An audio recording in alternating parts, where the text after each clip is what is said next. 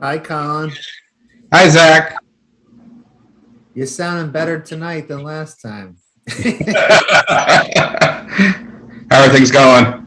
Things are good. Things are good. We'll get started around 6:30 ish. Yeah, for some reason I have in my head that my default is 6 o'clock for these meetings for some reason.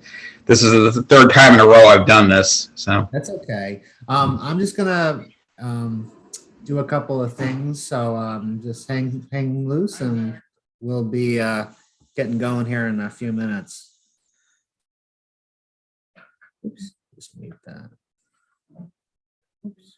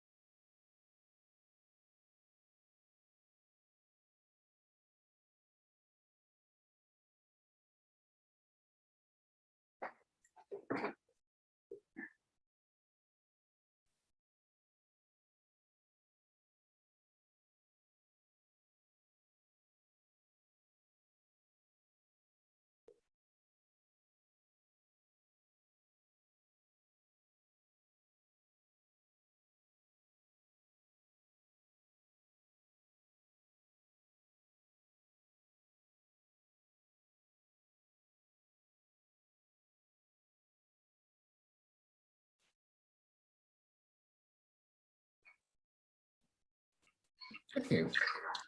Good evening. Hi, Esther. Hi, How are you? I'm good. Can you hear me? I'm trying to figure out if I'm on mute. You sound good. Yep, you're good. Okay, all right. I see Gene Solon trying to get on here.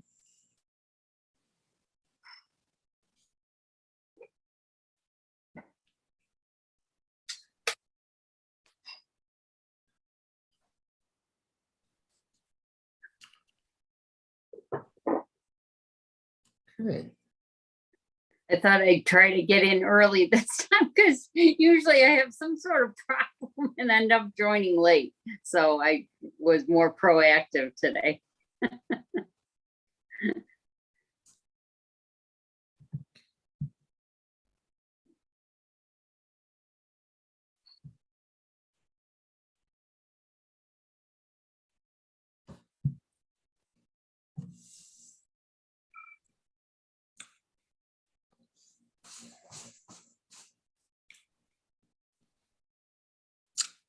Hi, Gene.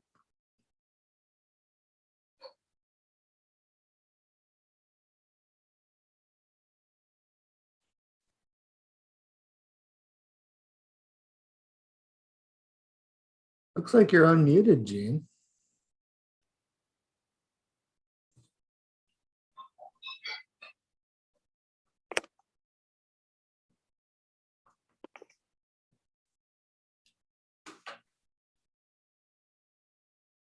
Hi, Helen.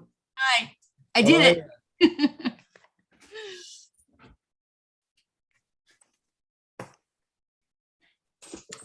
So you got my email about the Yes, I did. Thanks. DGS? Now will DGS confirm?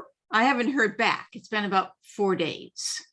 You could always send a follow-up email. Okay. I do sometimes. Okay. Yeah. Yeah, Thank you okay. very much. I appreciate Yeah, that. no problem. I'm sure they'll have lots of requests now that the snow has cleared and we see everything that's been left underneath it.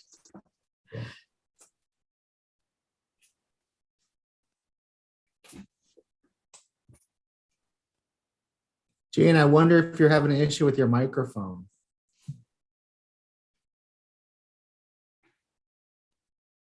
Can you hear us, Gene?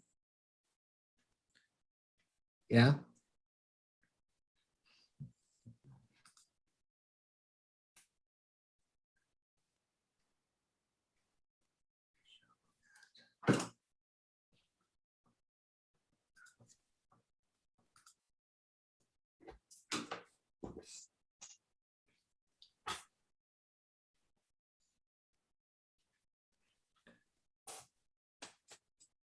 Hi, Michelle. Hello, how's everyone? Good. Good. Just to introduce myself, I am a new Climate Justice Fellow working with the Office of Sustainability. Oh, great. Welcome. Thanks for joining us.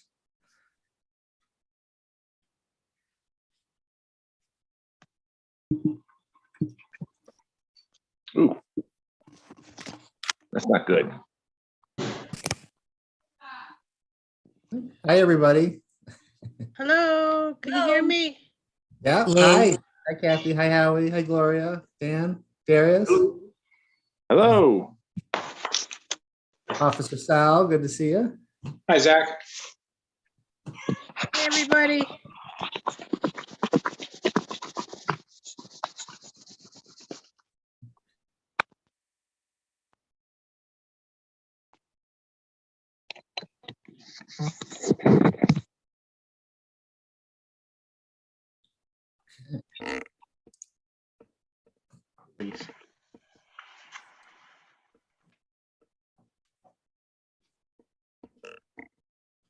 Okay, there's BJ and Len. Hey guys. Hi, Zach. Good to see you. Nice to see you. And my friend Gene Solon over looking very serious tonight. I think he's trying to get his audio working. Ah.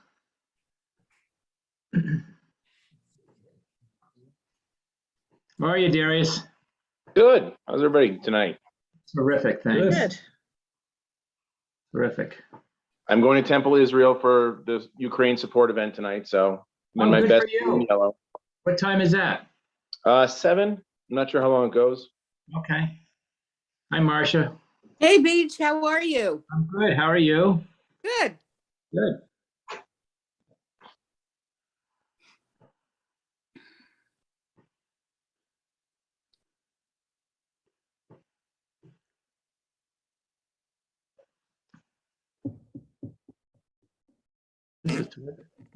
Works.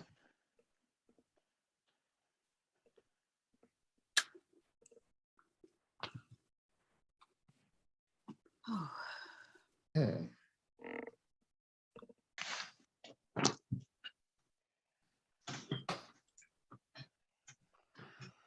Good to see everyone. How many are you expecting, Zach? Usually we have about 30, 40.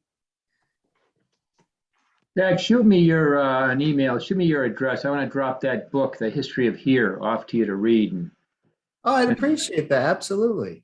it's done by a local neighborhood author. It's kind of the history of Pine Hills as it was. Some of you may know that book, The History of Here. Hi, Holly. Yeah, yes, I've read it. It was great. Great. It's It really is great. it says a lot about neighborhood organizing and the power of individuals like yourselves to affect positive change.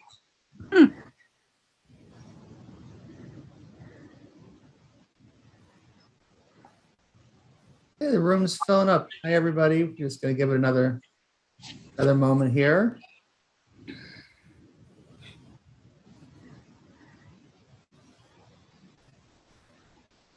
If you want to just go ahead and mute yourselves, folks, we're gonna get started in just a minute, okay?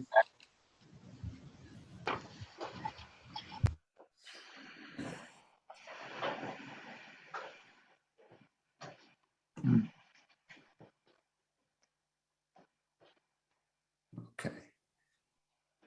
All right. Let me get this meeting going. Hi, good evening, everybody. Welcome to the April 6th Council of Albany Neighborhood Associations meeting.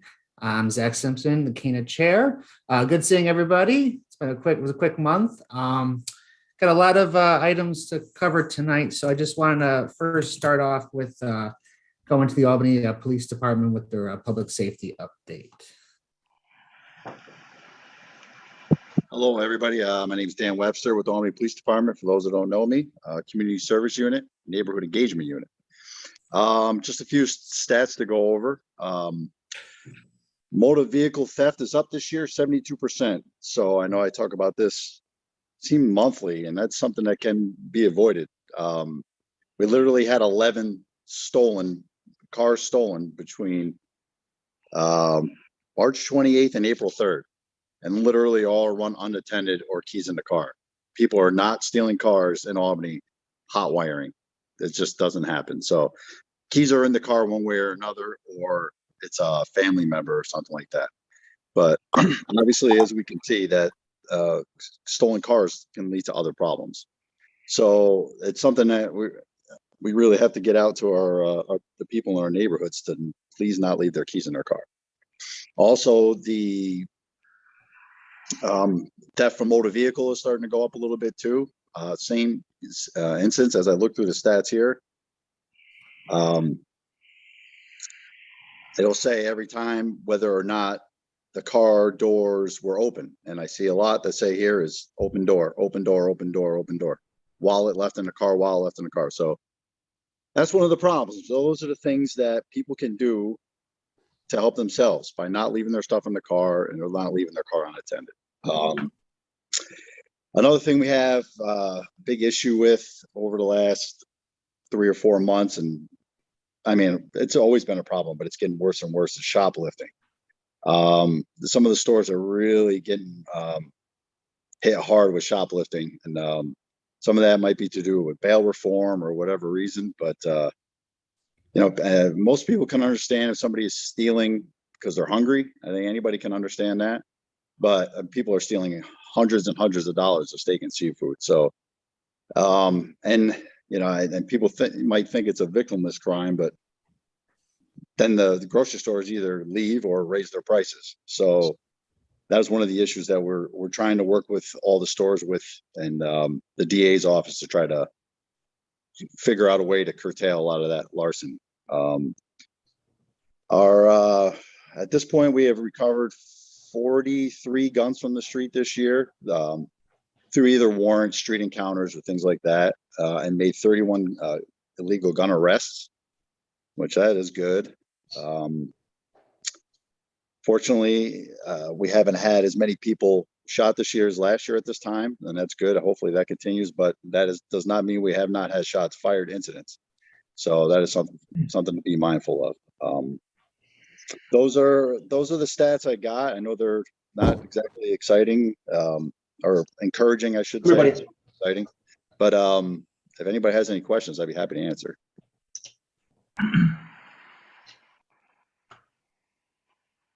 Hello, Mr. Webster. About an hour and a half ago, there was a exchange of gunfire up on Catherine Street, about half a block from my house. Do you have any details about that? What happened? No, this is the first I've heard of that, because I left work at 4 o'clock. So I'll look into it. I'll try to look into it while we're in this meeting, and I'll let you know. Thank you. No problem. Hi there, this is Michelina, Director of Community Affairs for Assemblywoman Pat Fahey. Hope everyone's well. I just had a quick clarifying question. What was the rate you had mentioned on increased just car theft? Was that 40%? The stolen vehicles up this year is up 72% from last year. Wow. 72%. So anything that's that high a number, there's got to be a reason. Usually you'll see things fluctuate 10%, 13%, 14%, 20%, but 72% was a big number. Hey, Dan, Ray Moran here. How you doing, Ray? I'm pretty good. Haven't talked to you in a long time. But, a couple of years ago, when COVID started, there was a huge increase in domestic violence. Has that gone down? That is not something, statistics I've gone through. To be honest, I'll have to look that up for you. I couldn't answer that question. I don't feel like I see as many domestic things pop up on the shift reports as I used to. I think maybe some of that was during COVID. People were in the house more and together more, and that might have caused more domestic issues. Right now, I'm not seeing it as much, at least in my eye, from what I've seen. But I don't have anything to say that there's an alarming amount of domestic violence calls. Okay, thank you. Yes. Thank you. We have Maura McNulty with a hand up. Hi, Officer Webster. I've just taken notes. I just need a couple quick things. How many gun arrests did you say? 43. 43. Okay. No, I'm sorry. 31 arrests, 43 guns.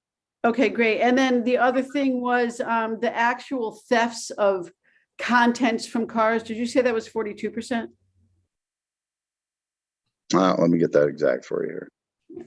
You mean theft from motor vehicles or Yes. of motor vehicles? From motor vehicles. From motor vehicles. Yeah. Let me get 1 second.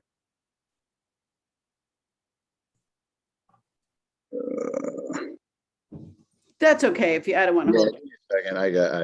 I'll find it. I can handle another question in the meantime. I think Rob Morton has his hand up. Hello, Rob here. Question on the four-wheelers and dirt bikes. What's going on with those? Just noticed some ripping down Delaware Ave while walking my dog. Yes, sir. That is definitely an issue. And we've we have tried several different things to try to curtail that. Right now, we're working on a hotline. So people can inform us where they're coming from. And then our detectives can do what they got to do to get their hands on the. It's a very difficult thing to stop.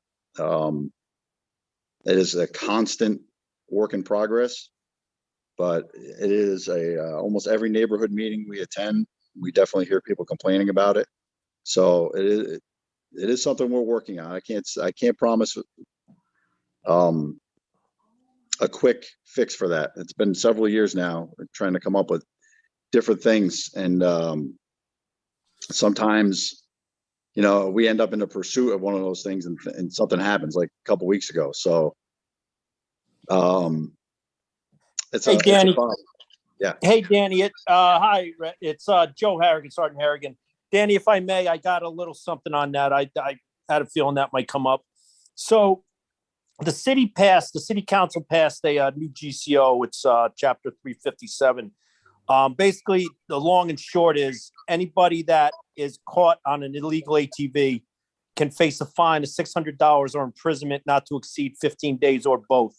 They also have to pay a impound fee of $2,300 to get it out. They cannot get their ATV on that status paid for down at City Hall. As far as the hotline number, there is a number. I don't have it written down. I thought it was in my notes. I apologize for that. But unfortunately, the only thing I can tell the people is to, if you want to email me where dirt bikes are kept, I'll put my email on after I'm done talking. Email me directly and I'll send it up to the detectives, and they are working in conjunction with the DA's office as far as getting search warrants. Because once we get that address, they have to build a case to get a search warrant to go and seize the bike. And unfortunately, that does not happen overnight. That's a lot of building up probable cause sitting on the house. And as Dan said, the city currently, we have a no pursuit policy on those for the simple fact of, you don't know who's riding it, the danger that they pose to themselves, and also the public at risk. So as far as that, I know this is something not everybody's going to want to hear, but the only, they are there, the dirt bikes, the ATVs.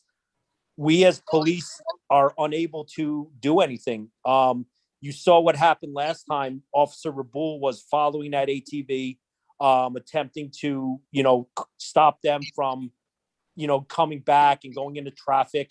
And the driver of the ATV was, I can't go into too much detail because it is an ongoing investigation, but the driver of the ATV brake checked him and he accidentally hit the back.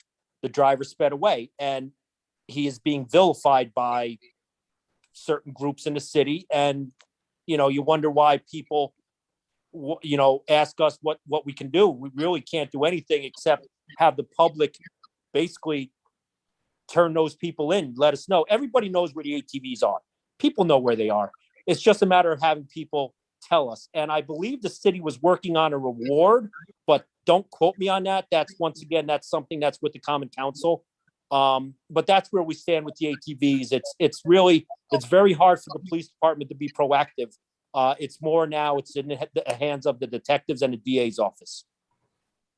Thank you for speaking to that. No problem. All right, I think Joe Kniff and then Howie. Joe?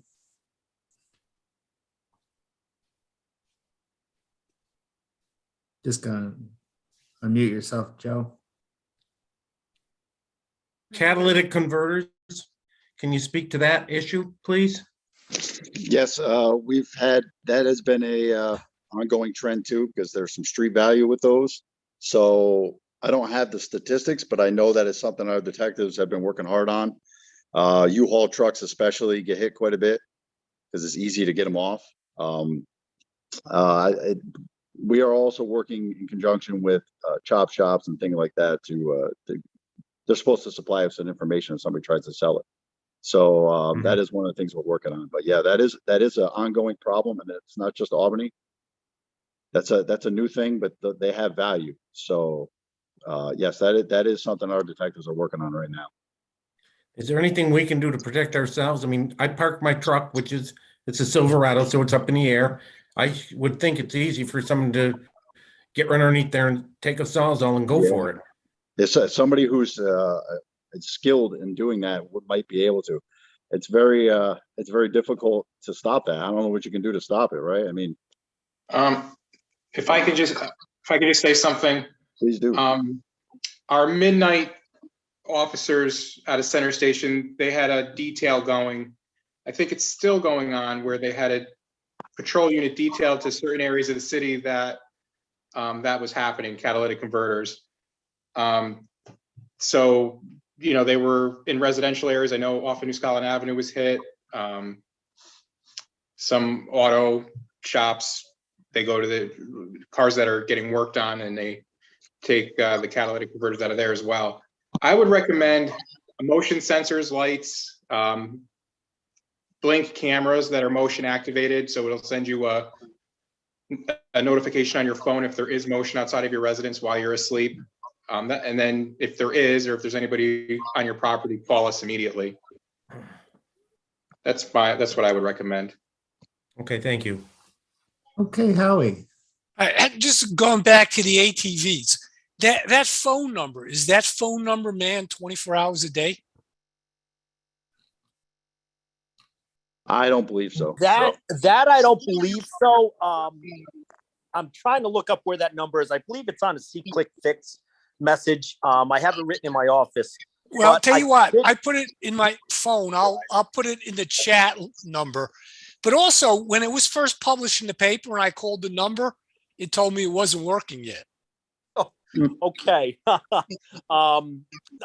not a laughing matter. It's one of those things where, you just shake your head. But I gave everybody my email. That is the email at work. Please, by all means, if anybody does know, email me directly at that, and I will send it to where it has to go. I believe everything is kept anonymous. It's going to be coming from me. And I will have a working number the next time we meet for everybody to pass on to their neighborhood associations. So, and here's another question. When the ATVs or the dirt bikes have been confiscated, do people actually come and collect those? That I don't know, because I don't think we've actually got one other than the one from the other weekend, because really, no one's really called us. No one's even called the station and said, hey, I know where one is. I don't know why people are so reluctant to call us. One of the things I think is happening is these majority of people come from Schenectady, Troy, Rensselaer, everywhere else but Albany. As terrible as that sounds, that's what I think is happening. They take the back trails, because there's a bike path that goes all the way from Rotterdam, all in Albany, and same with Troy. The majority of these riders, they meet on these social platforms and they say, hey, let's do Albany this weekend. And, they come, they ride, and they leave town. But I will have a working number next time we meet. And I did include my email. Email me directly if you know of anybody or any place where they are for now. All right. So that was going to be a follow question. So do the police actually monitor the social platforms? Yes and no. They do when we do monitor social platforms. We actually have a unit for that. That's headed by Sergeant Zimmer. He monitors all the social platforms, but they do that more for parties that might pose a public safety danger, terrorist threats, things like that. Any type of protest coming up. I will check with him if they are monitoring these platforms for meetups. It's my understanding that they are starting to get that, but once again, you have to know the name, or someone that's on these to actually be able to get in on these groups. So, and here's the other question. So one of my previous jobs, we dealt with a nuisance wildlife, one of which was feral hogs. So, which were very notoriously difficult to get rid of. But one of the things they did was, if they caught a hog, they put a tracking device on it, and then it would go back to where all the feral hogs hung out, and they would know.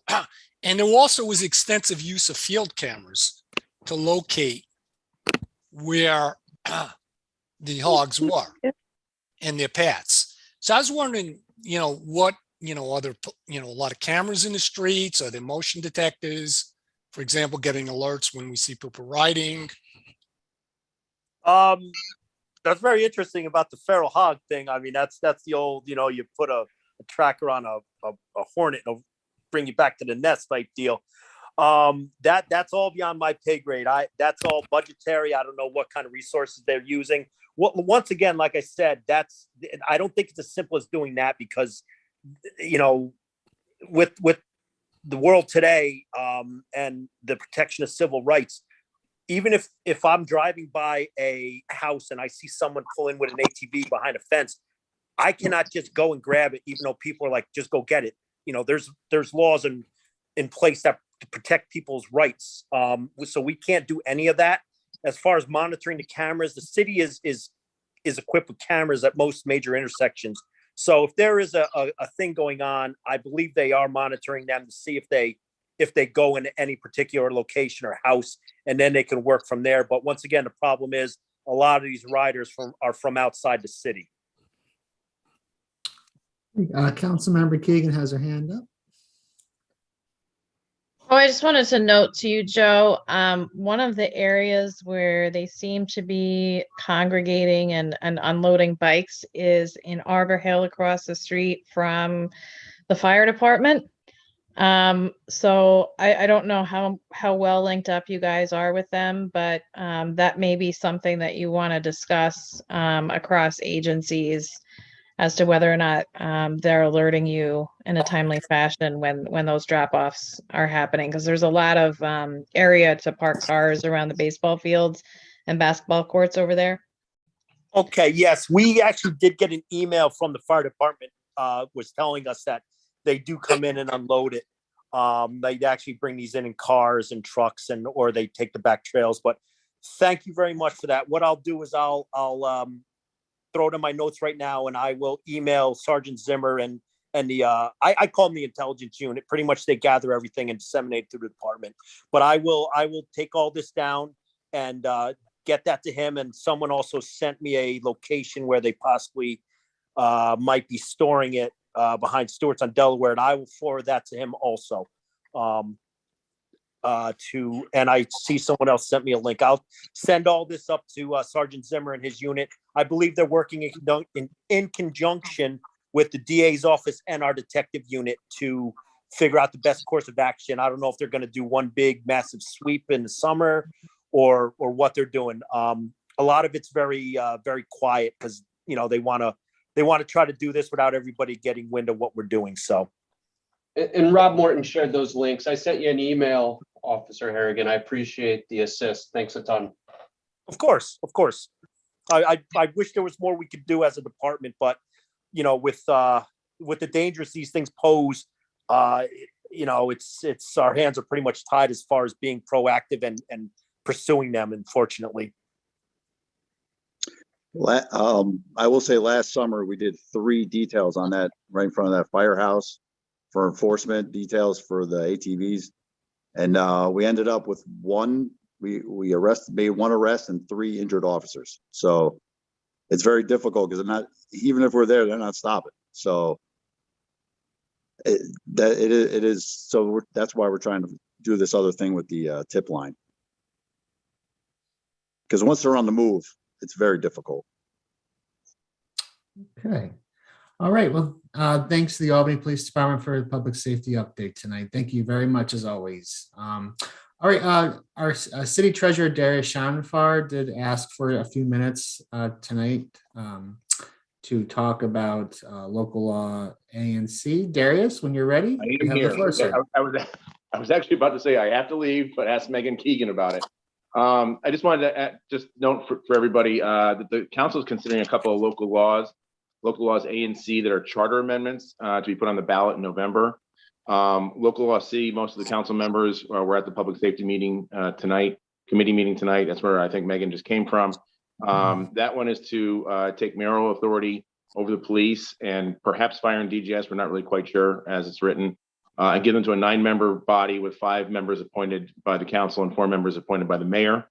That would have power over policing, hiring, firing, disciplinary matters, policy, all that. The council is, I'm very happy to report the council is putting that on an appropriate timeline for consideration over the next few months. And if the comments at tonight's meeting were any indication, there's gonna be a lot of discussion over the next few weeks and months. Local law A would give the council firing power over the mayor's appointees and mayors and council approved appointees of the chief of police, the fire chief, administrative services commissioner, planning commissioner, recreational services commissioner. And that is a little bit more concern because it seems to be on track to be passed in 12 days. And I would have brought the language from it, but it's not publicly available yet right now. I hope that's not the case. I've asked them to pull it back a little bit and put it on the same timeline. But I just wanted to make everyone here aware of that. I think that you should consider it yourselves and get your public comments to your council members as soon as possible. And Megan can talk about it a little more if anybody has any questions here, but I don't want to hijack the meeting. I just want to put on everybody's agenda, have them know that there's 2 charter amendments that are being considered and that you should reach out to your council members as soon as possible to discuss them, and reach out to your own memberships to discuss them so that we can get a full record of public comment on how people feel about them. Thank you. Thank you, Darius. Thanks very much. Appreciate it. Okay. Zach, can I interrupt real quick just to answer that question about Catherine Street real quick? It is ongoing at this time, but it looks like there was some shots fired. It doesn't appear anybody was hit at this point. We haven't found any victims, but 3 are in custody. So that's happening as we speak. Okay. Thank you. Thank you. All right. So we're going to now go to BJ Costello and Lan Tantillo, and they're here to talk about the Albany waterway collaboration that they're currently working on. So gentlemen, thanks for joining us whenever you're ready. Thank you, Zach. This has been very informative so far. It's interesting for me. I've been here over 50 years, and just to listen to some problems are the same and some are a lot different. We appreciate the invitation. We're excited to speak to you about a transformative, collaborative, inclusive, economic, impactful idea to transform Albany, to generate the vibrancy that's missing today and to benefit the capital region. We call this the Albany Waterway. And Lynn Tantillo, my ally here, a renowned artist in the Hudson Valley, is going to lay out our concept for you and ask you to send us any questions, support, and input. If 200 years ago, when none of us were here, but as I read it, the 363-mile Erie Canal could be constructed by laborers with rudimentary equipment, denigrated for working on it as Clinton's folly, then in 2022, we believe that a 2-mile waterway through Albany without taking down one building in order to meet the original Lock 1 of the Erie Canal located near the Central Warehouse would generate a rebirth of our city. When I arrived as an outsider in 1969, I was struck by a city that was declining and controlled by a few favored individuals. If you've read Kennedy's book, Roscoe, you'll get a pretty clear impression about what things were like at that time. I quickly realized that we had to create a mechanism to give power back to those who choose to live here and not flee to the suburbs. My response was to found the Pine Hills Neighborhood Association in 1971, and a few years later to found CANA. I am so happy to see that CANA has blossomed to what it is today. And critics at the time said establishing CANA was a fool's errand. You couldn't do it in Albany. Well, how many times have you heard that? Time has proven otherwise. I believe in the power of citizens to effect positive changes. It is good to be with committed individuals and see the progress that CANA has made. And yet today in downtown where I work, it is depressing, with residents suffering from these conditions noted recently in the Times-Union series on the South End, with outsiders having no reason to come, and with visitors arriving by bus, disheartened by what they observe in the capital city of the Empire State. I serve as chair of the USS Slater, the most visited tourist attraction in the region, with over 15,000 visitors annually. Yet, when they ask me, there is no place for them to walk to get a cup of coffee, or to get lunch, or anything else. I ride my bicycle from Buffalo to Albany, 1 year with Pat Fahey.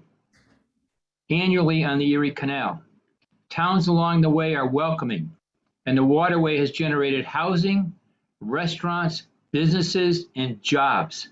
And yet, when the several hundred riders arrive here, there's a sinking feeling similar to those that the Slater visitors experience, and I'm embarrassed by it. We are at a tipping point, and we need dramatic, impactful change. We seek to educate you tonight, seek your input, and request that you join us as a friend of the Albany Waterway. And with that, Lynn is going to review our concept, and then we can take any questions. So Zach, I'm going to need for you to let me share my screen. Sure, Len. I think it's ready to roll for you. Okay. Can everybody see that? And if anybody has questions, you can put them in the chat, or we'll take questions at the end. So, can you see my screen? Not yet, Len.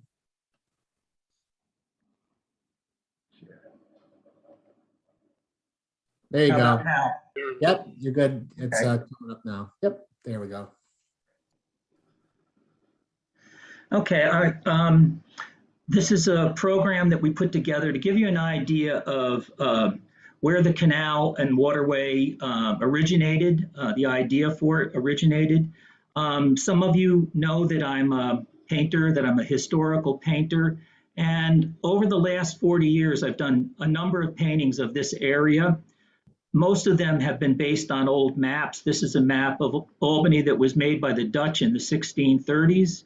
This is the painting that I made of Fort Orange, largely based on that map. This is a map of Albany that was drawn by the English around 1700. It shows the English fort at the top of the hill. And this is the pen and ink drawing that I made from that map. Another map of Albany. This is Albany in the 1750s, during the time of the French and Indian War. And from this map, I made this painting, which now belongs to the Albany Institute of History and Art. We're looking from the Rensselaer side of the river toward Albany. This is Albany at the time of the American Revolution, and the painting that I made of that. Again, Albany this time in the 1850s, and this is the painting that I made of Albany around the time of the end of the Civil War. So you can see that it's a city that kind of developed from a frontier to a booming metropolis. One of the things that all those maps have in common, and something that I noticed every time I worked on this city, is the arc that you see, the shoreline of the Hudson River at Albany. Up until the 1950s, that was a characteristic of the city. After the 1950s, Albany started to fill in that waterfront, and it completely eroded by the end of the 1960s. In 1995, that's 25 or so years ago, I had been kind of looking at these brochures that were made to improve the city, and they varied. They were done by different architects from all over the country. All of them were well-intentioned. Many of them were even implemented to some extent, but they never had much of an impact on the city itself. Granted, sidewalks were repaired, there were facilities utilized, there was the addition of landscaping and benches and all of that sort of thing that gradually deteriorates over time, and then kind of made the whole point of these brochures sort of mute. I kept thinking about the extent that many of these programs went to try to bring the city to the river. And what I kept thinking is, why not bring the river back to the city where it once was? I would make a sketch from time to time for friends who would say, well, how would you do that? I drew on whatever was available. This is a drawing that I made on a napkin. It shows the Hudson River. It shows 787, and it shows how a canal could be built that came in under the highway, down Broadway, and then make its way back out to the Hudson River. It caught the attention of the newspaper. It was promoted on the front page of the Times-Union. So in 1996, this was big news here. But and then, like a lot of these other programs, at the time, Mayor Jennings gave me some money, $15,000, to see if I could develop a more comprehensive package of what the idea was about. So I engaged a couple of friends of mine at the time. Pat Mahoney had been doing city engineering for quite a while at Smith & Mahoney. Landscape architect Bruce Heiser, and Pat had a city planner named Tiag who worked for him. Unfortunately, neither one of Pat Mahoney nor Bruce Heiser has lived to survive to see this evening when I'm getting to present this idea to you. The project had a one overriding element, and that was do not disturb the highway. Do not disturb even a single ramp of the highway so that traffic would continue uninterrupted. We also had a secondary objective, and that was do not tear a single building down. BJ mentioned that earlier. So we came up with this idea of a canal that would come in using the existing underpass that would allow maritime traffic to pass under the highway and under the railroad, and then enter the city along Broadway to possibly create a marina in front of the D&H building, the SUNY headquarters building, and then continue down Broadway and then make its way out through a number of marinas and then back out into the Hudson River near where Central Warehouse is located. Well, 25 years have gone by. So what's happened in 25 years? For one thing, that idea never completely went to bed. There were times when the Times-Union would do an article, probably spaced out maybe every 5 years. But also, in addition to the fact that the idea was sort of still lingering here in Albany, other cities were kind of busy. Oklahoma City has a canal that was built within that time span. These are images of the canal in Oklahoma City. Providence, Rhode Island probably has one of the most famous canals of recent times. I went to school in Providence, and when I started school there, they were covering this canal up and making it into a bunch of parking lots. And it was completely incredible to me that the city was willing to reverse that process, remove the parking lots, and create this incredible canal, kind of a Venice in America. They have a firewater program once a year that attracts thousands of people. And one of the questions that was coming up even 25 years ago is, what do you do with a canal in the wintertime? Well, there are a number of things. There are a number of canals across America, across North America. This is the Rideau Canal in Canada, and the Canadians know how to use a canal in wintertime. It's a busy place. It has incredible vitality. This is a wonderful photograph of the Ottawa Canal at Christmas time. This is the San Antonio Riverwalk in Texas. This is one of San Antonio's major tourist attractions. It attracts more people than the Alamo. These are various photographs along the way. When I've made this presentation before, people would say, it's an incredible place. I remember sitting there along the waterfront in one of those canopy picnic tables. Chicago has had a series of canals over its entire history.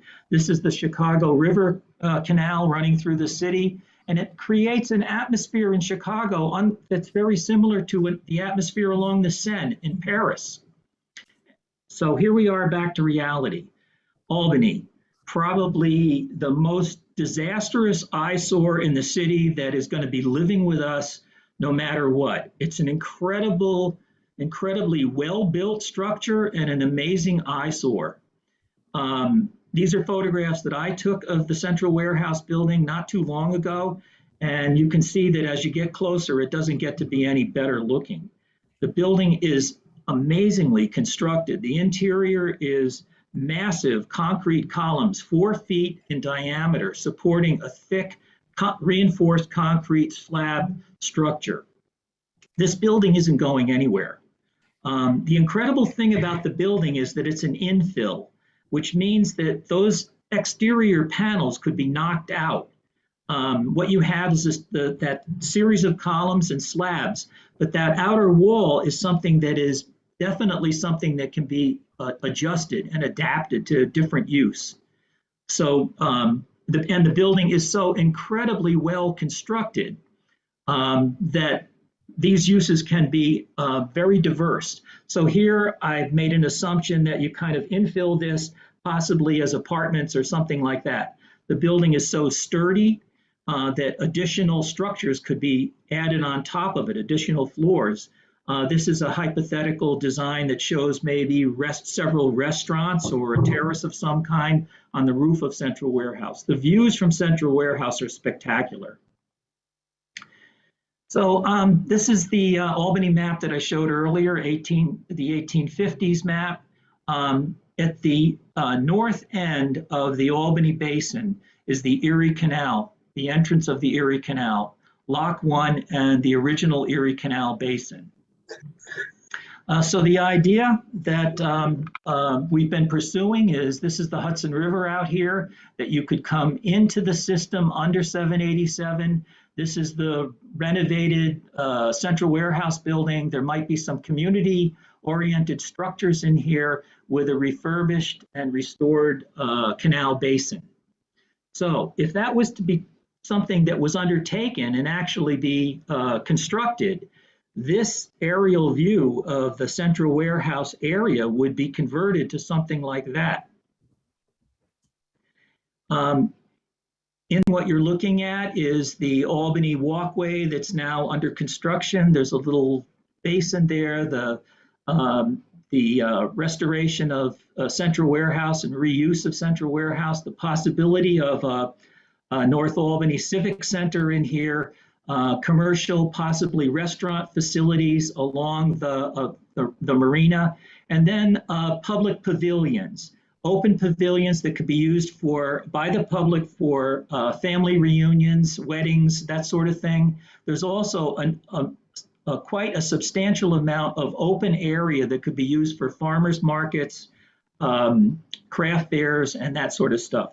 There's enough space inside the marina area itself to accommodate over 100 vessels. So this would be an incredibly transformative project and have what we feel a very positive impact on the city. Again, coming back to the building, if that was ever done, the effect at eye level would be something like this. So here we have a view looking south from the marina.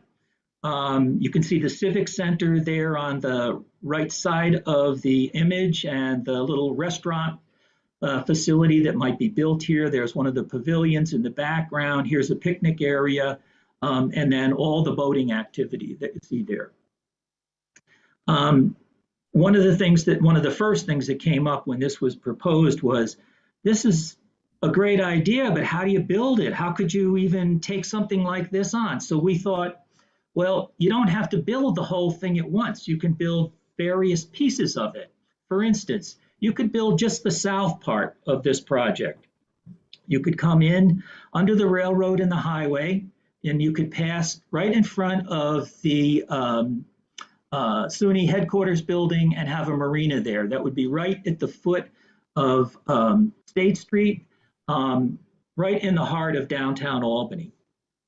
This is a sketch that I made 25 years ago of what that might be like. For those of you who are familiar with downtown, this is the Federal Building, State Street is over here, and this is Broadway over here.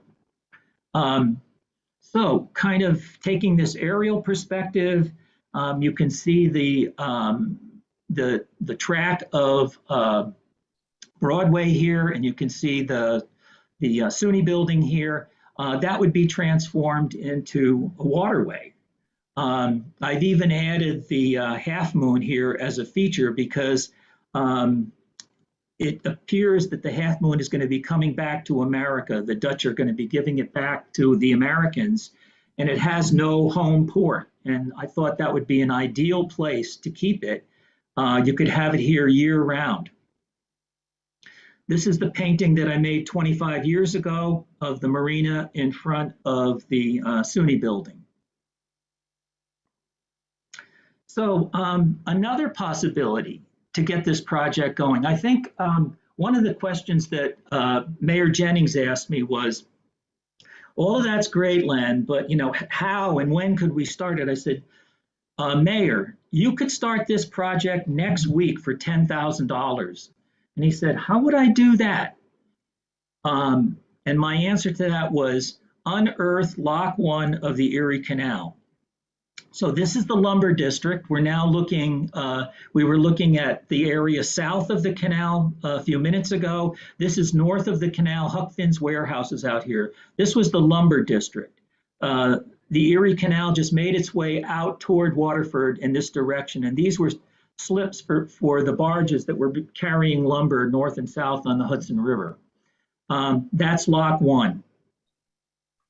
It's been documented, very well documented in city records. These are Sanborn maps that show the lock, give its dimensions, show the gates, show some of the facilities around it.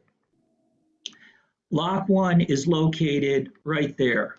There's Central Warehouse. This is Modern Press. 787 Hudson River is out here. There's the railroad bridge. We know it's here because in 2002, two professors from Union College, Professor Wolf, who was working with Dennis Foley, also a professor there, and these two men got permission to dig in this corner of the lot that was occupied by Modern Press.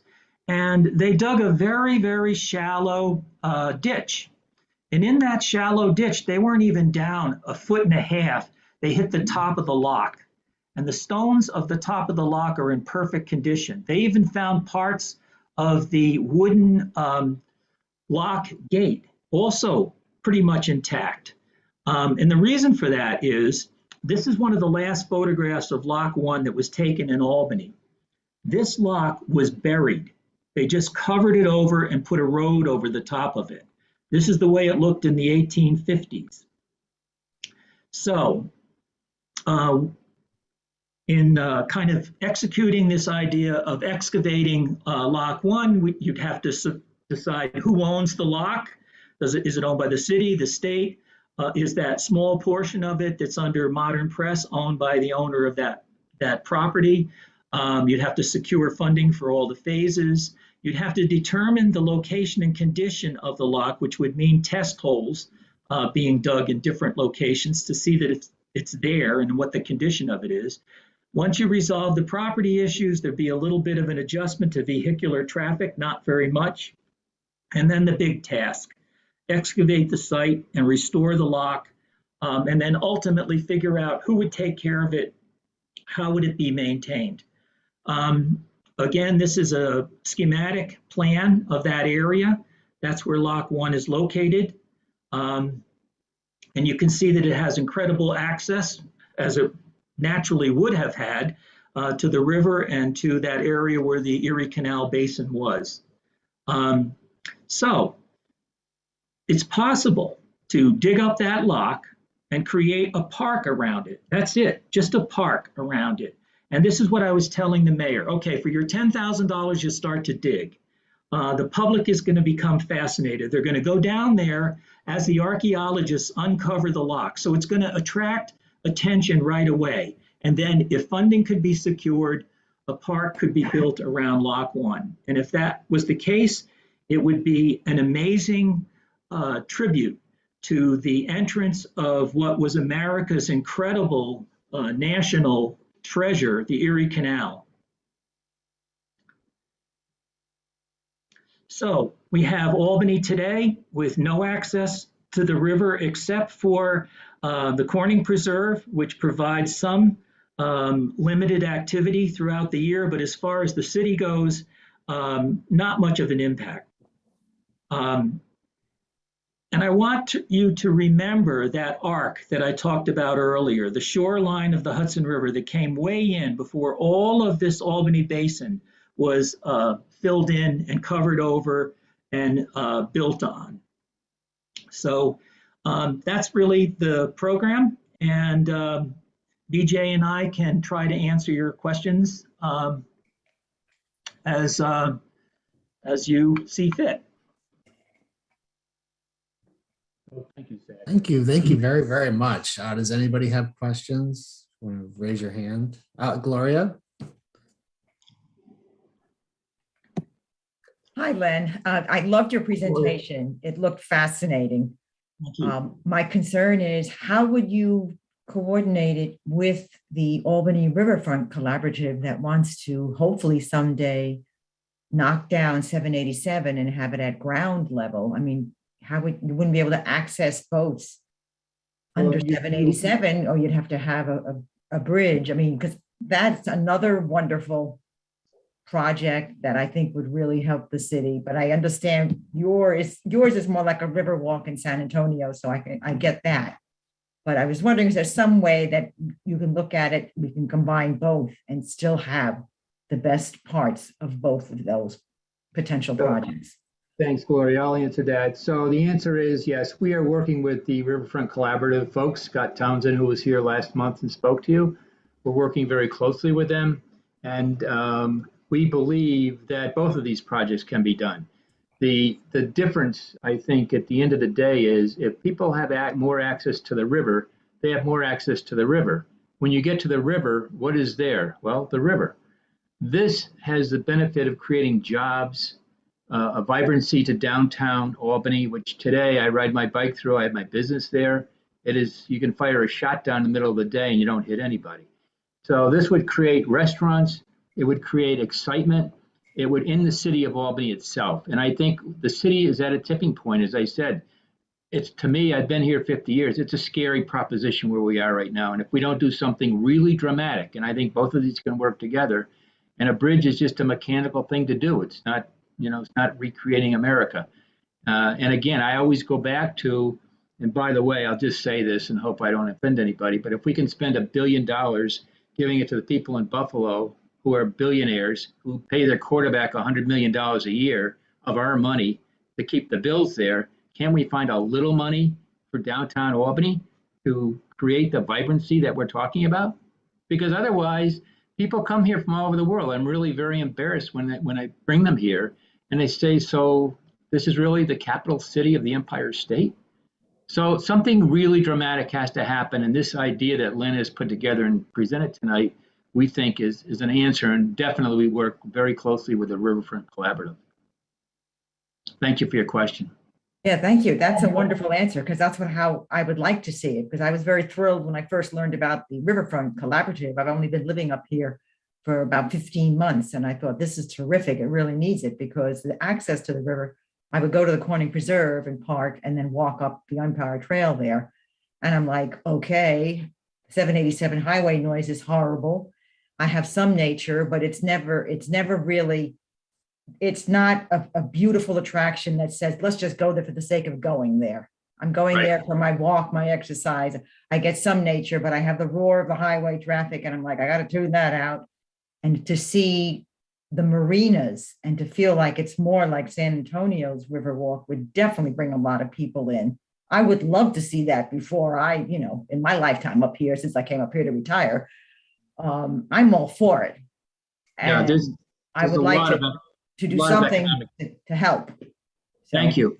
Well, if you need anything, let me know. I can help. We are putting together, we have incorporated as the Albany Waterway Inc. Okay. And that creates a lengthy thing for us. We've also created a group of friends, Paul Grondell, who some of you are familiar with. He's a writer, heads the Writers Institute, Chet Alpaca, and a number of other people have, Benita Zahn, have joined us as friends. And we now have over 100 people who are known as the Friends of the Albany Waterway. My email is the easiest way, because we also have a website under revision, so it's down for the moment. But I've got an email that's just, Zach, you can perhaps send that out. It's Sure. Put it in your minutes. It's bcostello@hinmanstraub.com. And we are very grateful to my friend Pat Fahey, who is advocating to include an engineering feasibility study for this. As I say, she and I biked across from Buffalo to Albany, and she saw very clearly the impact that water has on these communities, which when you get to Albany, again, it's embarrassing to tell 500 people that there's no place to get a cup of coffee. So that's where we are.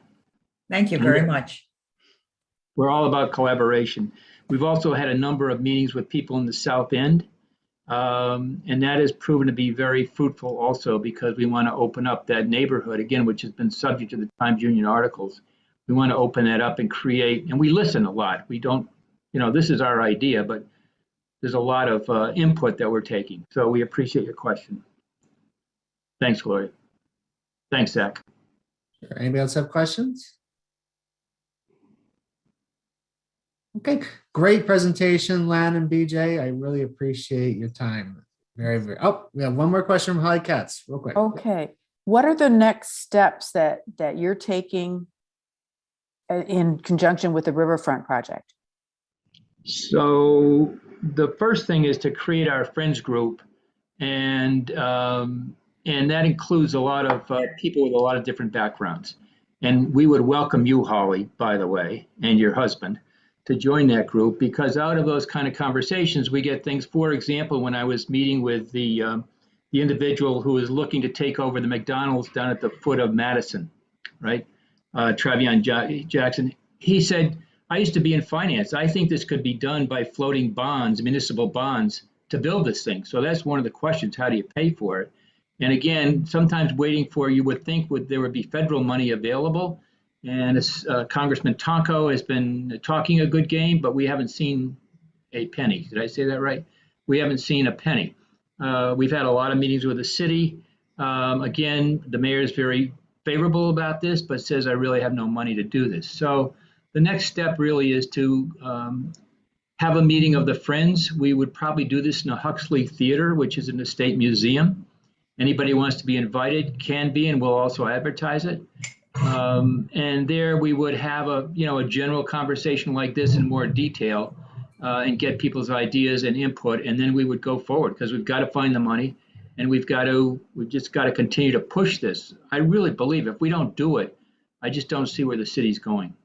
Things are just so depressing to me. My email, by the way, is bcostello, COSTELLO at Hinman, HINMAN, Straub, STRAUB.com. We've got another question from Marsha. Another question. Hey, BJ, I'm really impressed by what I just saw. I was here last month and I saw Scott's presentation and I was sort of overwhelmed by what it appeared would need to be done to overhaul downtown the way he presented it. This seems to me to be sort of easier to sell. It looked a lot more friendly. And I would guess that it might be a little less costly. I have no idea. Am I getting the right picture? Have you guys gotten to that point where because as Gloria said, it seems like you're going in two different directions. He wants to rip out the 787 and put it someplace else. I think your way seems to be a lot easier. Am I getting the right drift? Yeah. I think even 25 years ago, when I first began working on this project, we took a very realistic approach. What is doable? And we based what is doable on what other cities were doing. And so that's how this idea sort of came to be. I don't see, there are a number of things that about that other project that I like, a few things I don't like so much, but the thing that I do think is possible, we haven't worked on this with them, but the idea of slowing traffic down on the highway of creating a boulevard in Albany somehow. That's been done in other cities, and that's been pretty effective. That would cut down on noise, that would slow the traffic down, it would allow people to cross the highway. So I see that as a possibility. Getting back to what Holly mentioned earlier, when we're talking about what the next steps are, one of the things that we need to do, and this is one of the reasons why we're trying to get support from the city and support from the state, and support from the federal government, is we need to do, before we go much further, a feasibility study to find out how possible is it to dig up a portion of Broadway. What does this do to city utilities? Where are the problems? Now, 25 years ago, Pat Mahoney was the city engineer. And what he discovered, now we didn't have a lot of money, so he only kind of superficially looked at it. But one of the things that he discovered at that point was that in most of Broadway, the utilities are grouped on one side of the street, not completely across the expanse of the street. So if that's the case, we had always intended to leave some traffic pattern, some vehicular traffic pattern for parts of Broadway, but that would open up the possibility of using another stretch of Broadway for boating traffic. So we need to do this feasibility study. As far as restoring Lock 1, I think that's a lot less of a problem. We basically, in the program, we outlined the approach to that project, which I think would be maybe an incentive for us to go further. And we've talked to developers like Jeff Buell, who's very interested in that particular corner of it. So Maura put up my correct email, bcostello@hinmanstraub.com. And so the projected cost of the feasibility study, well, Pat Fahey is now working on that and trying to secure funds to get that done. I think she's somewhere around $500,000. And as far as Oklahoma City goes, if you want to Google Bricktown, Oklahoma City, Bricktown, just like it sounds, you'll see, and I believe what they did is they publicly funded that, and they have been overwhelmed by the amount of benefit coming back into the city by reinvigorating the city and causing all the, property values go up, people spend money, all the things you would expect and hope could happen in Albany. It should happen. It's one of the most famous rivers in the world and one of the most famous cities in the world. And yet we have what we have. So we get frustrated talking about this, but in any event.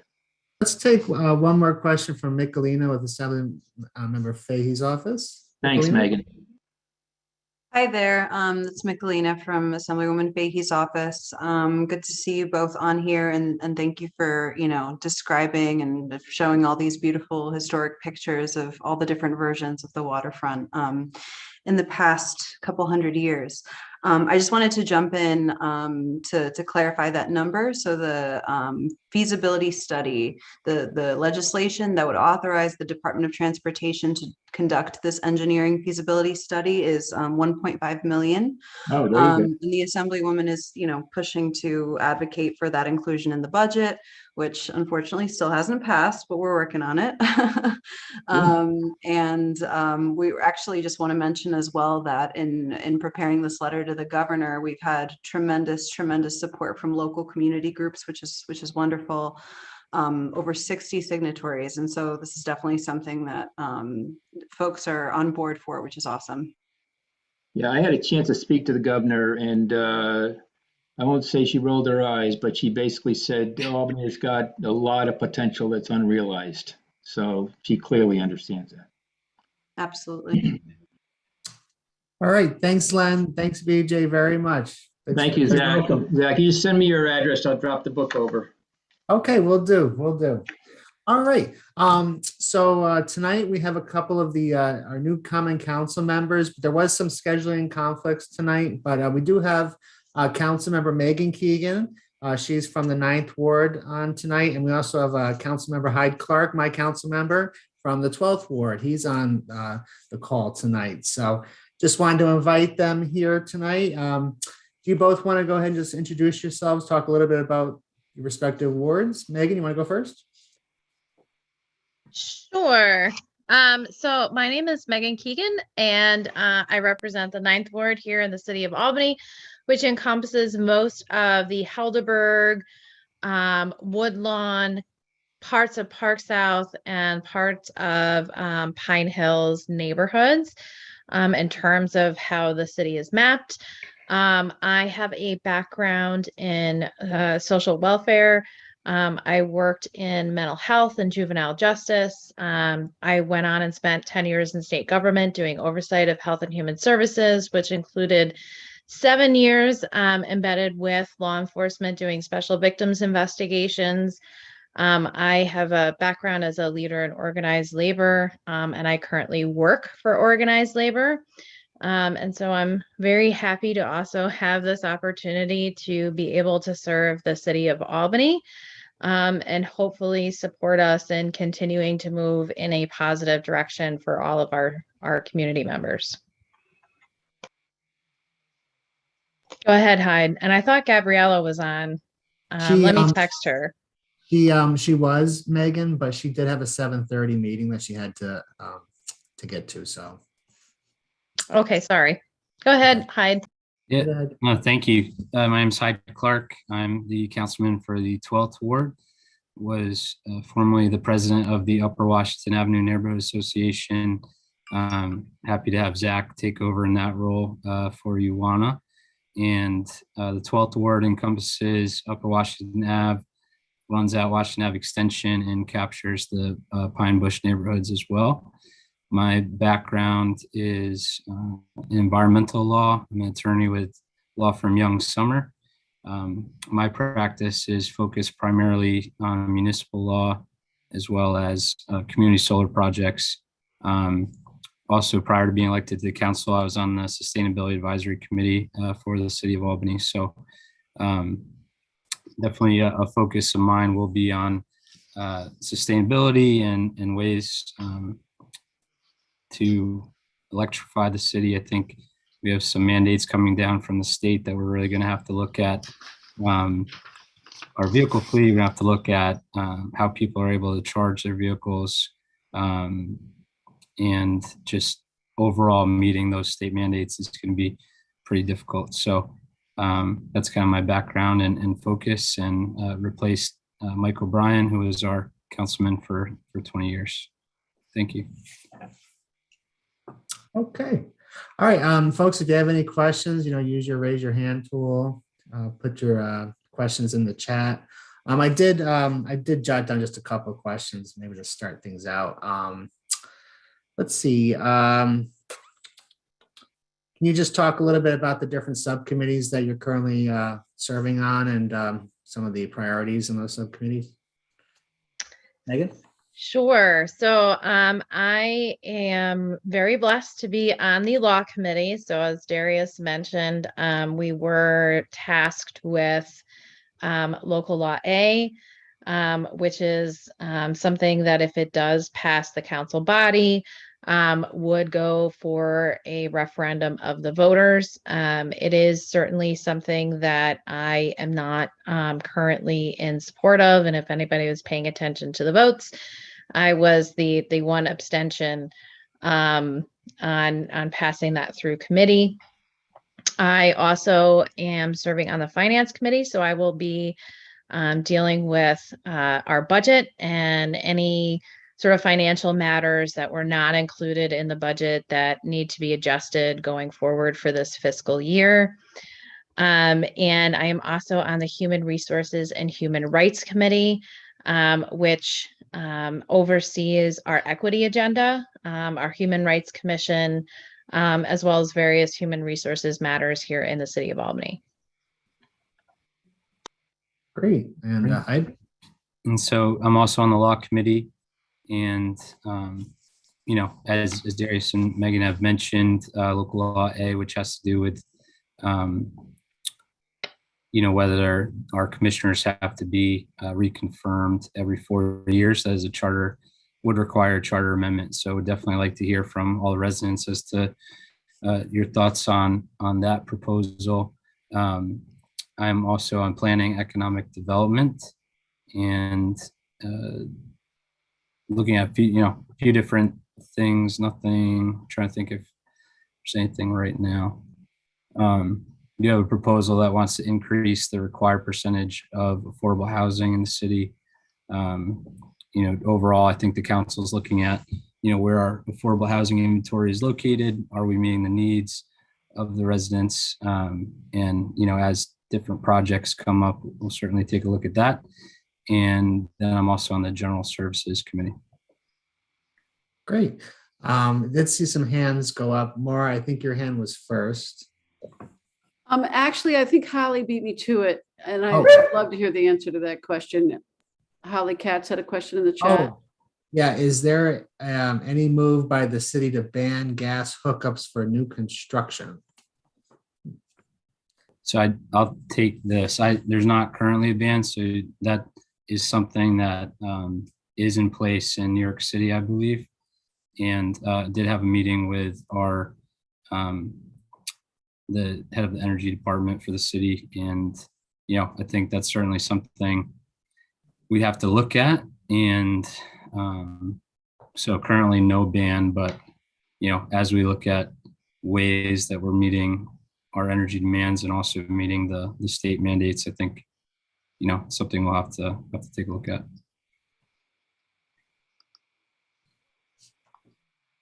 Dan or Howie, did you have a question? Yeah, I had a question. Yeah, because Darius talked about local law A, and I thought he said Megan was going to talk more about it. And so I was just wondering about that, and if there was a fiscal impact to it. And There's not a specific fiscal impact. I mean, the city has had some difficulty in recruiting talented folks to run our city departments. I believe the planning commissioner position has been vacant for quite some time. Local law A would essentially, and the way it's currently structured, and I did work within the committee to ensure that the language was adjusted so that if the law were to pass, we wouldn't end up with no one running city departments, because originally the language sort of implied that at the start of each new term for both the mayor and the city council, there would be nobody running any city departments and nobody could be acting in those roles. So the language has been tweaked, but essentially at the start of every new term, every department head would be moved into a quote unquote acting position, and they would have to essentially reapply for their jobs before the council. And the theory behind this with council members, and I know that there certainly, and I think has been some valid frustrations with cooperation between various departments and common council members. The theory behind this is that council members feel that department heads would be more accountable to the council members, given that they're going to have to reapply for their jobs. I think from my perspective, in reality, they would largely really only have to keep their committee, a majority of their committee members happy and a majority of the council happy. And I think that there is the potential for there to be an impact on the willingness of folks to step up into those leadership roles. And, we are part-time council members. I certainly do not want to be in a position where running for election on the council comes down to whether or not we're going to terminate somebody's employment because a street didn't get paved. I don't think that that is necessarily in the best interests of the city. I also have some concerns about how this may interplay with the goals that we have on our equity agenda, because a lot of this is being driven by frustrations from communities that have largely been disenfranchised by the city. But I don't think that this particular piece of legislation is going to have the impact that some members of the council think it might have. And it potentially could have the opposite effect on our equity goals.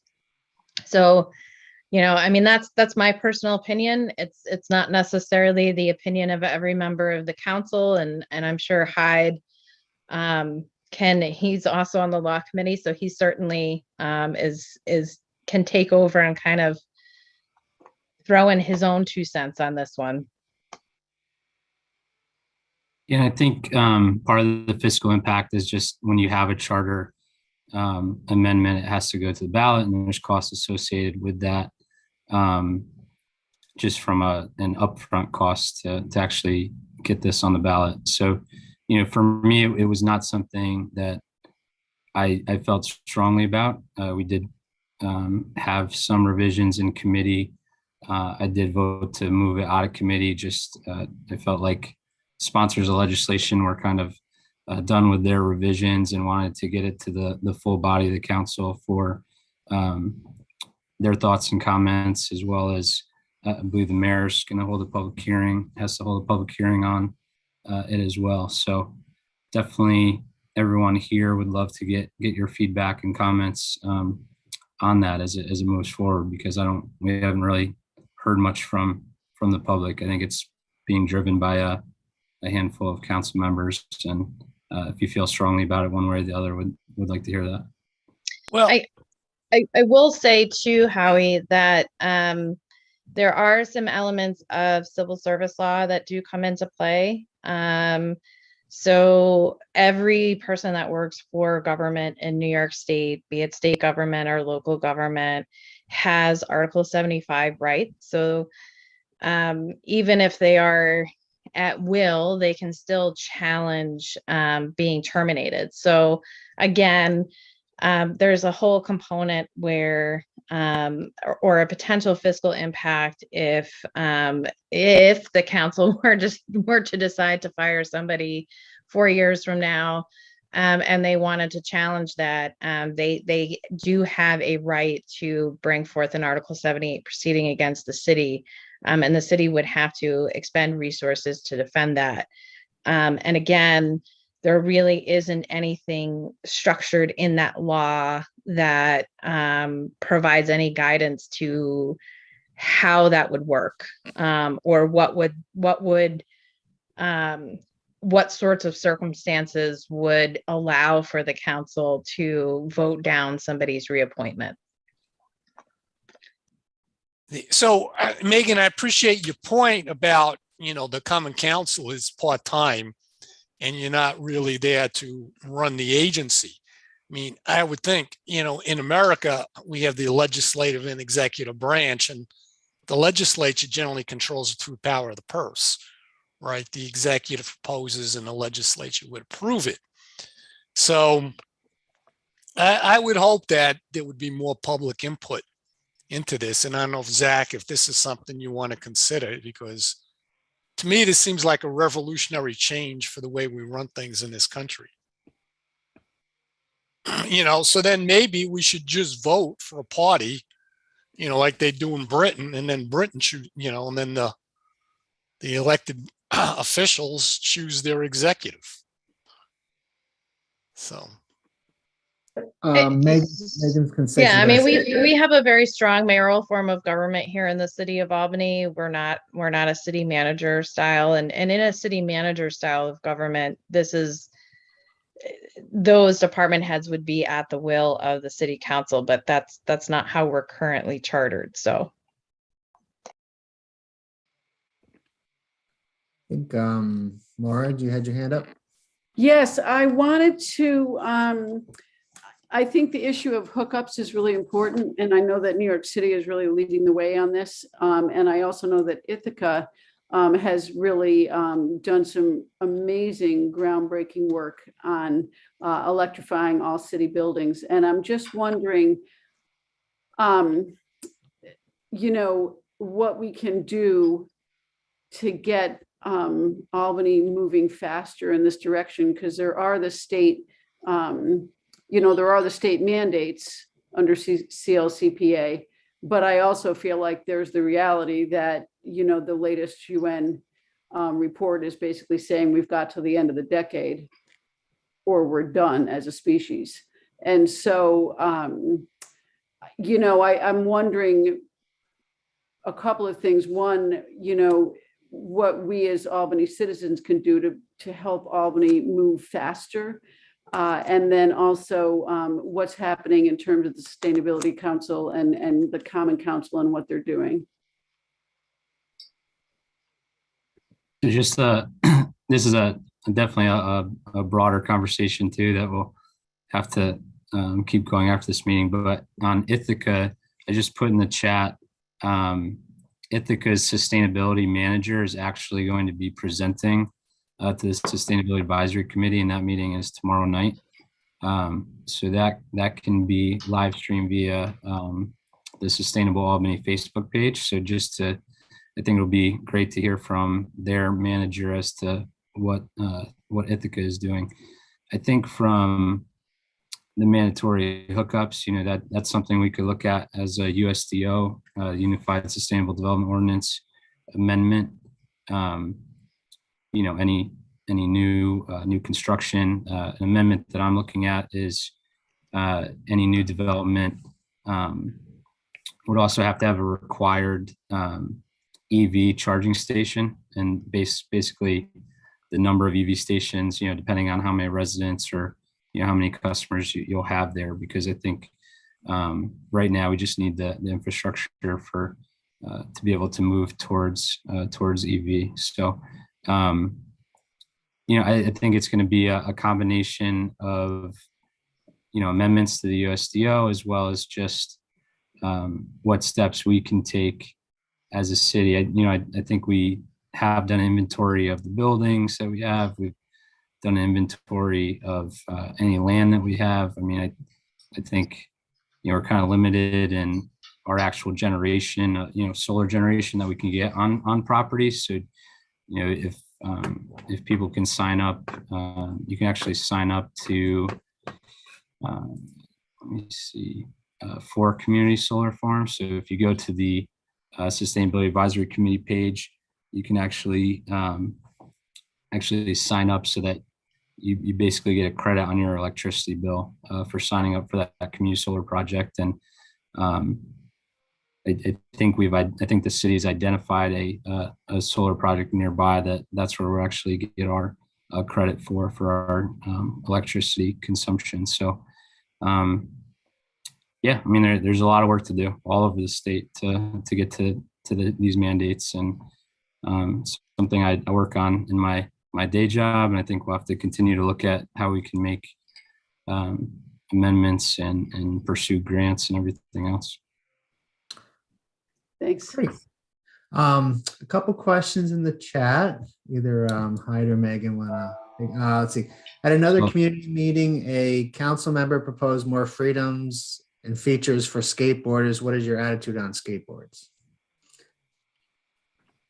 So this legislation was actually introduced at Monday's meeting. It is a bill that would essentially create parity between skateboarders and cyclists in the city. There are some areas of the city right now under current ordinances where skateboarding on the street is not allowed.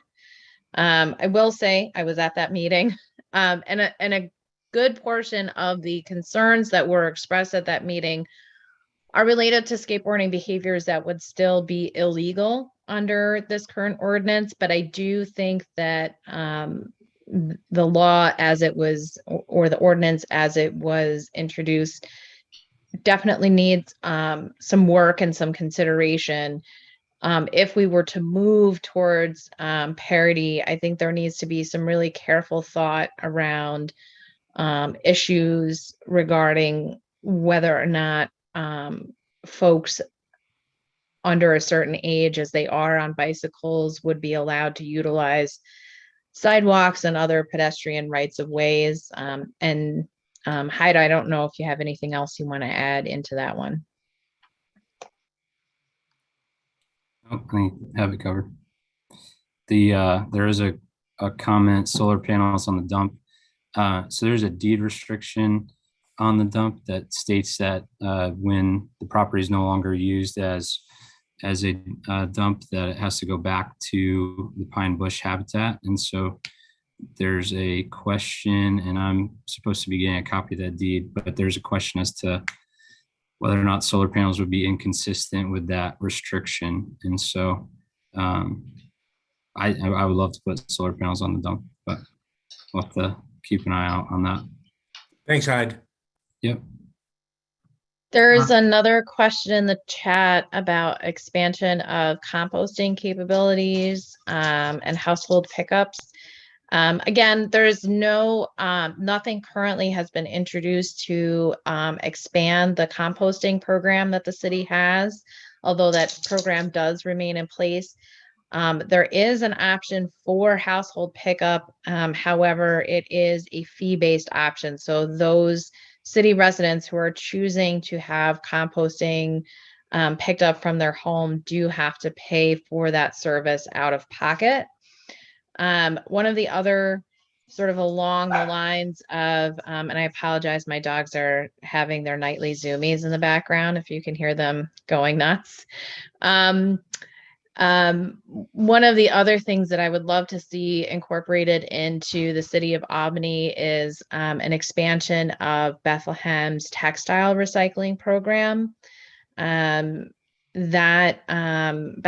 has partnered with a private company that does collect and recycle textiles, which is another opportunity, I think, in a fiscally neutral opportunity for Albany to involve itself in ways to divert things from our landfill that are currently going in that don't necessarily need to go in there.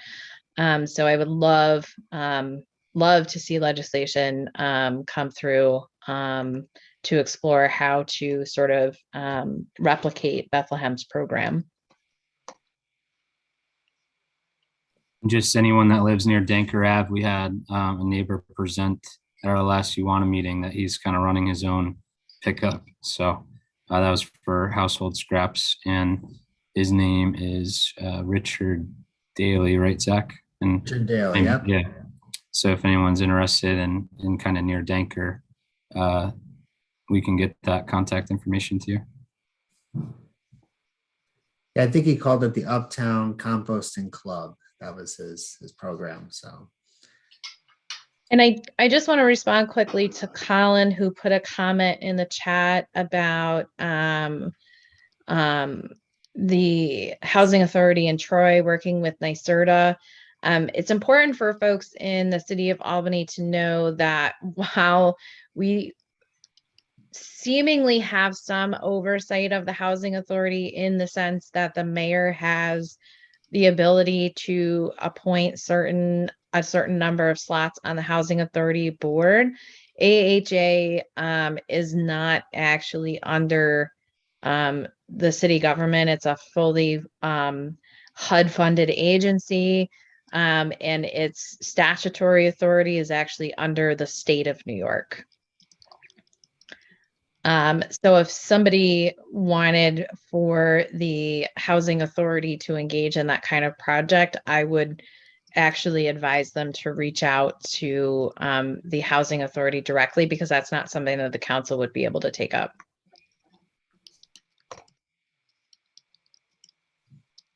All right. Is there any other questions, folks?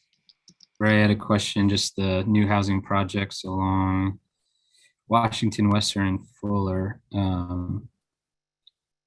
So, I mean, there's issues with the Western project right now as it's being constructed. Do have some proposals along Washington, but some of that is dorm rooms. So I guess just my comment on that legislation that Councilman Ballerin had introduced had to do with new construction and the percentage that would have to be affordable. So we're looking at mixed housing as opposed to maybe what some of the new stock that's going in is. And just for some contextualizing on this issue, so the city has brought on, I want to say in the last, and Heidi, you can correct me if I'm wrong, I think it's the last 5 years, something like 1,500 units of affordable housing have come online here in the city of Albany. I think the concern of the council is sort of twofold. One, the majority of that housing has continued to be concentrated in our previously redlined communities. And in terms of the overall picture for the city of Albany, it's never really healthy to concentrate poverty in one area. And so part of the purpose of inclusionary zoning in the USDO is to ensure that we are starting to grow more mixed income neighborhoods across the city, as opposed to concentrating all of our affordable housing into the first, second, third, fourth, and fifth wards, which is where predominantly that housing currently exists. And sort of the second component is to really kind of support the need for affordable housing at various levels. So when we're talking about affordable housing in this legislation, the income levels that we'd be looking at are really around the median income levels for the capital region, which are substantially higher than the city of Albany. So these are units that would be considered affordable for a lot of folks, even within our government workforce, professional working folks. That income threshold is, I think right now, upwards of 60,000 a year based upon household size. If we go by the regional median income. So just so that you guys have an understanding of where the council is coming from in terms of that legislation. And I think we also are looking at reducing, right now, it was at 50 units, and I think they're bringing it down to the set aside for affordable housing, starting at projects with 25 units or more.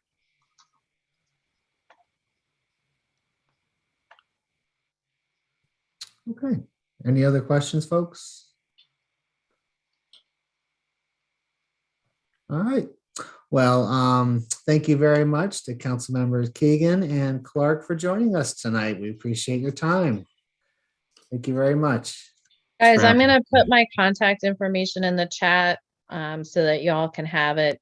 Feel free to reach out to me, even if you're not in the 9th ward, if you have questions about anything. Very good. Okay. Thanks very much. All right. So let's see. Committee reports. John O'Grady, do you have anything to report on? No, I don't have anything on codes this time. Okay. All right. Let's go to, okay, so new business. We did welcome back Christine Schutte with the Habitat for Humanity. At the last meeting, she presented about the document Making Affordable Homeownership Work in Albany. And I did send it out to the list serve. Christine, thanks for coming back. Do you want to just kind of maybe do a quick recap about the document for our CANA members? Sure, yeah. Thanks for so the quick recap is that last summer, a number of affordable housing providers and advocates came together to create a paper addressing what we believe is a significant problem, which is that the lack of affordable homeownership opportunities throughout the entire city of Albany, and specifically in Hispanic neighborhoods. So the ones that, Councilmember Keegan just referenced. And so we were looking at there's to affordable homeownership in the city and possible solutions. And we had 7 policy proposals that we believe can make a real difference in making homeownership equitable and accessible to more Albany residents. So we drafted a paper, I think, as I said last month, there aren't, I don't think there's shattering in there. It's a lot of best practice from what we know works in terms of making chip more affordable, more sustainable, more stabilizing in and really accessible to, especially to communities who have been completely shut out before. So we presented last month at your meeting just to share what we're thinking and where we're going with this policy proposal. Not a specific funding application. It's not like this issue list of demands that we're presenting to anyone, but it really was a way for us to get on the same page, to make sure that we were aligning our efforts, to make sure that a real grasp of what the problem is and what some solutions are. And so we're right now presenting it, seeing if we can get support. We've been at individual neighborhood associations. If we haven't yours yet, here, I'm happy to come to individual neighborhood associations and present for some community support. And knowing that, with the document that is pretty long. So if you were able to take the time to read through it, thank you. It's about 15 pages. But taking this broader document and using it to base future funding, to base future specific policy proposals to the city and the county. So I'm happy to answer questions if you had any. I think last month I maybe dove a little bit too quickly into those. So if you want me to zoom out anymore, I'm happy.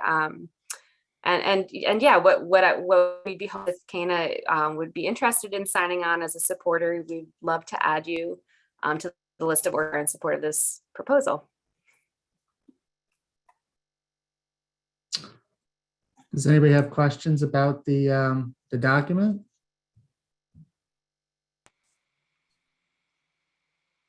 Do you mind shooting it to Hyde and I so we can take a look at it? You got it. And I'll put it in the chat. There's a link to it. It's on so I'm Christine with Habitat for Humanity. So it's on Habitat's website, but I'll also send you that by email too. All right, thank you. And you're going to put the link in the chat right now too. I sure am. Thanks, Christine. Yep. So basically what we're here to do, are we essentially voting now on our support from CANA? Is that how this works? I'm new to CANA. Yeah, I mean, does anybody else have anything to add? I think, the last meeting, we indicated that we'd bring it back after everybody reviewed it. Would CANA be willing to support it? So does anybody feel like CANA should support this? I think we definitely should. I thought it made a lot of sense. I will admit that I did not read from top to bottom the whole 15 pages, but I did take notes really carefully the last time, and it seems like a really coherent, clear, sensible approach. I know my two neighborhood associations support it, but I cannot make the motion because it would be a conflict of interest for me since I'm one of the groups that's in the in the report. So we're definitely supportive, but I can't make the motion to support it. I move that CANA supports this motion, supports this document. Second. John made the motion. Holly seconded the motion. Any objection? Any opposition? All those in favor? Say aye. Aye. Aye. Okay. Aye. All right, sounds good. All right, Christine. CANA will support and sign on to this document to help home ownership work in Albany. Thank you. Thank you so much. I appreciate the time you gave last month for me to explain it a little bit more. If you do have questions, I'll put my contact information again in the chat too. So as you do read through it, if you have any follow-up questions, happy to answer it. Thanks a lot. Great. Super. All right. Thanks for your time, Christine. All right. The other new business item. I know that we introduced the bylaws back in February, the amendments. March, we opened up for discussion. I had heard none. So tonight, is there any other discussion on the bylaw amendments before we vote on the adoption of the amendments? May I ask what the amendments are? Sure, Joe. It's to create a new executive committee level CANA secretary position. The previous version of the bylaws still pointed to secretarial and treasurer services being handled in conjunction with the Neighborhood Resource Center. That's no longer the case, so we took that language out. I think we clarified that elections are held in December of every other year. And just a couple other amendments just to clean up the language of the duties of the officers. Thank you. Sure. So can I get a motion to adopt the amendments to the bylaws, the community bylaws? May I make? Move it. Okay, Dan Van Riper, need a second? I'll second. Okay, Maura, any opposition? Okay, all those in favor of amending the bylaws? Aye. Aye. Okay. The bylaws are amended. Very good. Okay, and I'll post them on the CANA site. Is there any other new business folks wanted to bring up tonight? Okay, don't see any hands. Okay. So upcoming meetings, we have the Albany City School District in May with Albany Public Library. We also have Jackie Gonzalez with the City of Albany Sustainability Advisory Committee. June 1st, we're gonna have Albany County Executive Dan McCoy. Holly Planels McKenna, she's Director of Community Engagement for the International Center of the Capital Region. And Marco Flagg, he is the Program Manager, Center for Law and Justice, to talk about the LEAD program. And then we break for July and August. September 7th, Jeannie Orr, she is the Program Manager for Capital District Tobacco-Free Communities. And Assembly members, Pat Fahey and John McDonald will be at CANA in September. Okay. Is there any other business tonight, folks? Thank you, Zach. You're welcome. Yeah, thank you. This was yet another amazing meeting. This whole thing is just a gem. There's an important topic. So I've been following the Albany Public Library's continuity of service plan. I know that they are starting to reopen the community rooms at the library branches. And I know that they are working on upgrades to the audio video equipment in the large auditorium at this time. That's going to be a couple weeks out. But the goal is for us to be back in person, I think, in September. We'll get through virtual in June. And then September, we'll do a hybrid, hopefully in person, and allow people to also participate remotely. That way we can build on what we have the last couple of years with being remote. And I think a lot of attention has been gained being on Facebook, being on YouTube.